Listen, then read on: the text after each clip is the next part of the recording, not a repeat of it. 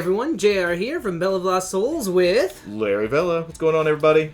We have got today the Lord of the Rings Battle of Pelennor Fields box, which is a box for the Middle-earth strategy battle game. Not to be confused with the... any of the older editions or versions that have come out in years past. Well, this is... as you can see, it's got all of the art from the movie. It's GW's Lord of the Rings license, and we have pretty much everything here that you'd expect. We got the Forces of Good, the Forces of Evil. Let's go over all the contents. You got your 208-page rulebook. That's going to be a big hardback rulebook that's in there. A little scenario booklet to get you started. A bunch of dice. Range rulers for both sides, and then a ton of miniatures. JayArr? Yeah, you got... Okay, so you've got... Theoden, King of Rohan, 24 warriors and riders of Rohan, right there. Plus right there. 20 warriors of the dead, because right it wouldn't be the Battle of Pelennor Fields if the ghost guys didn't show up. There they are. On the side of evil, you have the Witch King of Angmar riding on a fell beast. There he is. You have 36 Morannon orcs. There we go. And 1 Mordor troll. Dun, dun, dun. So that is 84 plastic miniatures, all in all, as well as all of the rules you'll need. So that's a lot of stuff to dig through. Yep. So let's go ahead and open this box up and see what's inside. Here we go. Woo! That's right. a lot of plastic. That is a whole lot.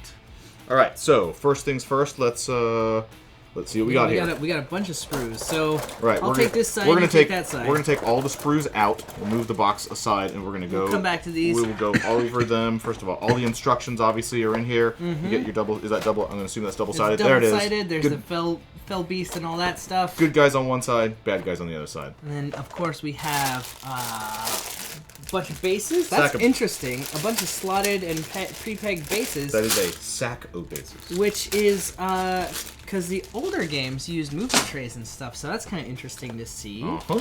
We got dice. Your dice, some tokens. This is a flying base for the Witch King. And then we have the 2 rules. So now this is a big 208-page core rules for the Hobbit and the Lord of the Rings. We will go over this in a little bit. We have a couple of rulers, and then we have the scenarios and profiles for the Battle of Pelennor Fields. All right, so let's take a look at the miniatures first. Yeah, let's go ahead and grab some of these sprues. So here is a bunch of the. I think these are the orcs, or no, these might be the riders of Rohan. Yeah. All right, let me take a look. So let's grab all these guys. All right, so let's start off with these guys here. We have these are Cav. Yep. So let's take a. We have. I think these are just horses right here. We have our horses. There's front and back, right there. And then here are the men of Rohan. There's the men of Rohan. There we go, right there. And what else do we have? We have some orcs. We got more orcs. Orcs. It looks like a couple of versions of the same sprue. We have more orcs. And then of course we have the troll. The all right. troll. Ooh! I want to see. So this guy. Take those away. Let's go look at him, front and back. Give you guys some time with him. As you can tell, pretty large miniature. He's got that. He's got the arms over here. Lots of pieces. Lots of different options on this guy. A whole bunch of different weapons. Yeah, a bunch of different weapons. Shields without shields. Drum without drum. Flip that over. And then over here we have different head options. So you can lots of different weapon options and mini arm options. Kit out your troll the way you want. Now, looking at some of these miniatures, these are older sprues. They're from like 2000, copyright 2007, copyright 2002. Is what it says on those sprues. That's what it says on these guys. I do not believe that the Battle of Pelennor Fields has any new miniatures in it. These are all miniatures from the history of the game. So but the game itself is new. Which so is those miniatures. Hold on a second. Now we have all of them. Oh Don't no! forget, you didn't think you were done with the miniatures, did you? I mean, there are 80... There's a whole nother giant stack of miniatures. Let me take a look at these guys. All right. So first things first, we have riders. Pull these guys aside. Pull these guys aside. All right. These are our classic riders of Rohan. Right there, front and back. There's 12 of them. They have all their shields. You've already seen some of their horses. What else do we have that matches? We have King Theoden. Oh, here he is. There's the man himself. I can't tell. I think this goes with him. We have Theoden, and that does look like fancy accessories for, or these are just optional accessories for the Riders of Rohan themselves. Horses over there. This is, there's his horse, but also included in it are the, also included in it are the Witch King. This is the Witch King sprue. There's the Witch King. I think right that's there. not a horse. I think that's the body of the fell beast. This is the fell beast. Yep. Witch King, and then lower legs and its neck. Here's the rest of the fell beast, which is very cool looking. This is the big fancy miniature that is in the kit. You can see big huge wings, the tail, the rest of the body, the base, and the flying stand came in the box. I definitely have talked to some gamers from other game systems who really like this particular miniature because it's a really good mini. It's big and giant, it has big huge wings, it's all plastic. This is a miniature that can be used both for this game and for a variety of other games. Then of course you've got your those are the Warriors of the Dead. Warriors of the Dead. These guys. That is correct. These guys are they keep the way. The way is closed. Only the dead may pass. That is them. And that's all the miniatures you'll get. Again, nothing new, but it's still a whole bunch of stuff to start playing with. The game itself is new. So here we've got to look at just how new and what is new in the world of Pelennor Fields. So this book, as if you've ever played a GW game, then you kind of know what we're looking at. Like here, this is the scenario book. Yeah, it's got 4 different scenarios you can play to make like a campaign that is the Battle of Pelennor Fields. It's got rules for all of the so it starts with the charge of the Rohirrim, Theoden's last stand, the March of the Dead, and finally the battle itself where everyone shows up and it's just a big throwdown. It also has a list of all of the different rules you'll need to play all of these guys, and then a teaser of what's coming up next, along with a reference page on the back. And now let's go ahead and take a look at the new rule book. I'll go ahead and cut and we'll come back. All right, folks, we're back with a look at the rules manual for the Hobbit and Lord of the Rings, and for the Middle-earth strategy battle game, as you can see. All right. Let's open up the book and take a look past the map of Middle-earth that everyone knows and loves, and moving on to the table of contents. All right. All right, so as you would expect, normal stuff. You have starting on page 22 down through the advanced rules right here, through about 120 at the end of sieges. So it's about 100 pages. About 100 pages of all the rules. So this is the actual core game itself: move, shoot, fight, courage, and then special rules for how cav work, heroes and monsters, how weapons and war gear work, magical items, and then all your special and kind of fiddly stuff back here. Sieges and siege engines are used for special types of games. Right. And then you've got rules for narrative play, and open play, and matched play. So the 3 ways of playing Games Workshop games have all been brought into this game, into Lord of the Rings as well now. So you're going to pick which one of those. You'll notice there is about a 10-page section here on all of the rules for matched play and exactly how that is going to work. Then you're going to get 12 scenarios. Then you're going to get a big section, about a 30-page section. There are no rules in this section. This is just the hobby section that's going to show you the pictures of everything pretty much from the entire collection. So you'll know what everything is, and then there'll be some sample armies in the back. We're going to go through it really quickly just so you can kind of show you. Just so you can see. So get a taste of it. All your basic stuff. How's the game going to be played? What does a stat line look like? What is it? What is a miniatures game? Right, all that kind of stuff. All that jazz. The big spread of the game being played. Once again, there's no movement trays in this. This is all model to model. Very as Warhammer 40,000, Age of Sigmar, those style games. Of course, here we have the everyone's core favorite. Rules. Aragorn. Okay. Basic principles. How is it all going to work? We're going to go quickly through this.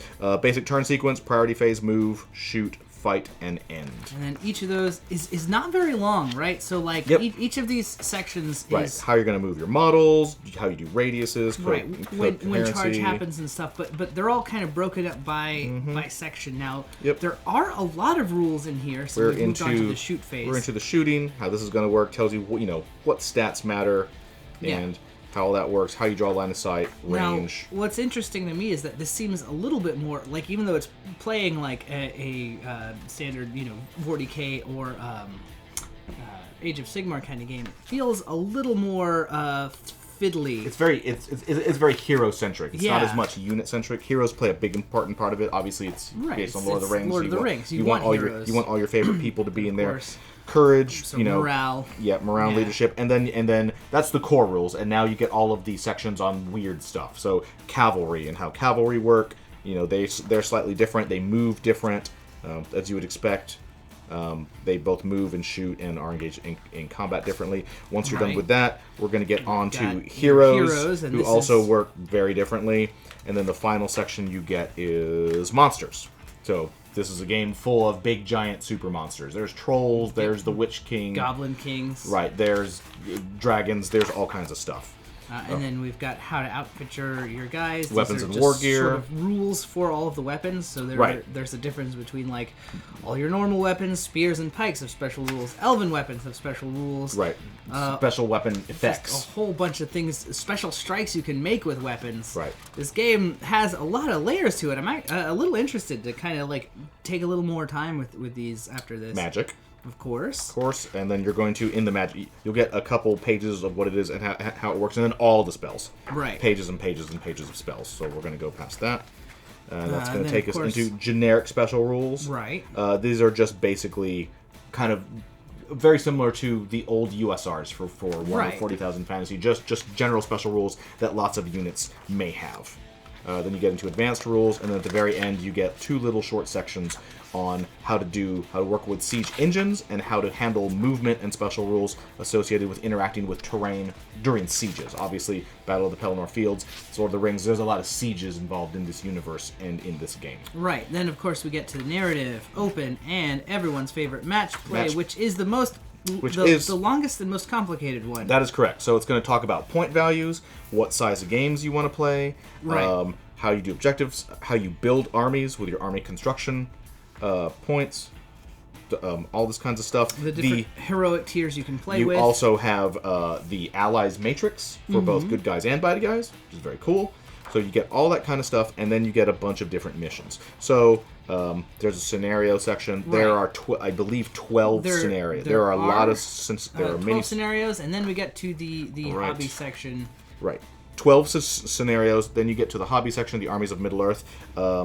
These are some old familiar faces. It's Eomer. Uh-huh. Dun, dun, dun. We've got everyone you'd expect. And then the Fellowship, Numenorians. Like, we've seen these guys before. Right. And what we're getting here is this is just a 50 pages of all of the miniatures. So you're familiar, you know what everything is. If you're just getting into this game, you'll be able to do, whatever you need. All the stuff from The Hobbit is in here too. So it is the full combined universe. It's not just Lord of the Rings. Right. It's the Middle-earth strategy battle game. Smog. Look at that. The That's big glorious. super giant miniature. Smog and is a little old tiny Martin Freeman as Bilbo right there. There he is. And then you get some sample armies at the end. So table of index and table of contents. So there are a couple things that you will want to know about this, which is that this book, while it has match play and kind of takes the Middle-earth strategy battle game and pulls it into the modern era of Games Workshop products, this book has no points in it. There's no points at all whatsoever. Those points for all of the both the Lord of the Rings and the Hobbit range, those are found in two other books that are not included in this set, and instead you get the Battle of the Pelennor Fields scenarios and profiles. What this does, this book gives you more scenarios specifically designed to represent the Battle of the Pelennor Fields, and each of these scenarios specifically tells you what units and models you use per side to make sure that your game is balanced. It takes you through the Battle of Pelennor Fields, Correct. And it's more like, it's almost like playing a historical, know, or like a narrative play. Like, these are the units you're going to have. So the games are all balanced, and then you do get the actual profiles. So you do get the profiles of everything that comes in the box set. So you get the good guys, and you get the bad guys. So you can absolutely play the game with everything that comes in the box right off the bat. But if you want to grow it into the big, larger universe of match play and putting together armies and whatever, you'll need to buy those later books, the Armies of the Lord of the Rings and the Armies of the Hobbit. Yeah. And those books have all of the actual points in them.